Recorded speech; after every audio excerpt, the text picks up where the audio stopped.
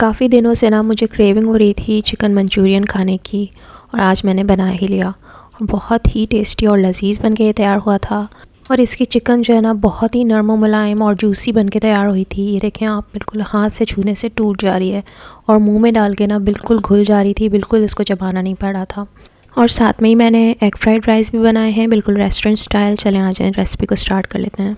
सबसे पहले ना हमने चावल को बॉईल कर लेना है, और ये चावल मैंने फुली कुक्ड कर लिए हैं। और उसके बाद ना इसको अच्छे से पानी इसमें से गुजारना है, ठंडा पानी, सादा नल का। तो इस तरीके से ना चावल जो है ना कुकिंग प्रोसेस उसका रुक जाएगा और जो स्टार्च वगैरह होगा वो भी निकल जाएगा। बस अब इसको ना हम फैला के किसी ट्रे में रख लेंगे। अब यहाँ हम मंचूरियन के लिए चिकन को मैरिनेट कर लेंगे। तो मैंने चिकन बोनलेस को लिया है और उसके 1 इंच साइज़ के पीसेस को कट कर लिया है। तो बस इसमें सिंपल से मसाले जाएंगे, नमक, कुटी लाल मिर्च, काली मिर्च। इसके अलावा इसमें 2 चम्मच कॉर्नफ्लोर का हम शामिल करेंगे और 1 अंडा शामिल करेंगे। बस इसको मिक्स कर लें और एक साइड में रख लें। यहाँ पे मैंने मंचूरियन के लिए सब्जियों की कटिंग भी कर ली है। तो इस तरीके से क्यूब्स फॉर्म में आपने कट करना है, और टमाटर का जो अंदर का गूदा है ना उसे हम हटा देंगे।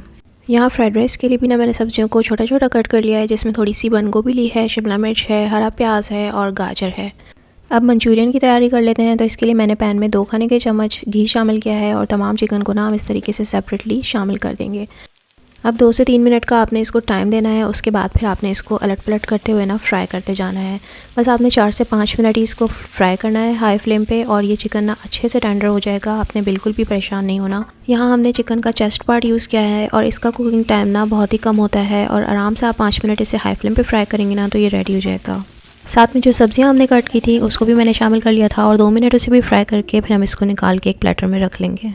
अब इसकी सॉस रेडी कर लेते हैं। तो उसी पैन में मैंने 1 चम्मच घी और शामिल किया है। इसमें थोड़े से बारीक कटे हुए लहसुन शामिल किए हैं, इसको थोड़ा सा सुनहरा कर लेंगे। उसके बाद 5 से 6 खाने के चम्मच मैंने टोमेटो केचप के शामिल किए हैं।